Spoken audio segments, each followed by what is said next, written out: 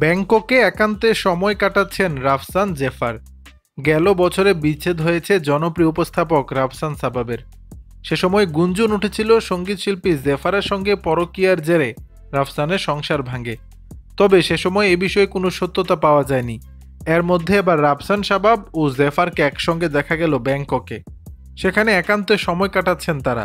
গত শুক্রবার 15ই নভেম্বর বাংলাদেশ সময় দুপুর 1:30টার দিকে ব্যাংককের সিয়াম প্যারাগন শপিং মলে বিখ্যাত পেরি পেরি ফুড শপের ভেতরে দুজনকে দেখা গেছে।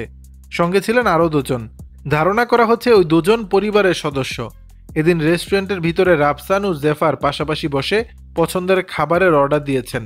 তবে এ সময় তাদের দুজনকে বেশ খোশ মেজাজে দেখা গেছে।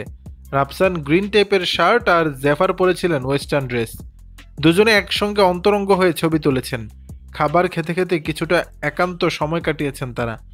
এদিকে খোঁজ নিয়ে জানা গেছে রাফসান ও জেফার দীর্ঘদিন ধরেই প্রেমের সম্পর্কে রয়েছেন। শোবিজে গুঞ্জন রয়েছে গোপনে তারা বিয়েও সেরেছেন, যদিও দুজন বিষয়টি নিয়ে এখনও প্রকাশ্যে মুখ খোলেননি। গায়িকা জেফারের সঙ্গে সম্পর্কের কারণে গত বছর 3 বছরের সংসারে রীতি টানেন রাফসান সাবাব। তখনই গায়িকা জেফারের সঙ্গে রাফসানের প্রেমের সম্পর্কের বিষয়টি প্রকাশ্যে আসে। রাফসানের সঙ্গে প্রেমের সম্পর্ক নিয়ে জেফার সে সময় বলেছিলেন, আমাকে নিয়ে এমন কথা তো যে কেউ বলতে পারে, এসব ভিত্তিহীন।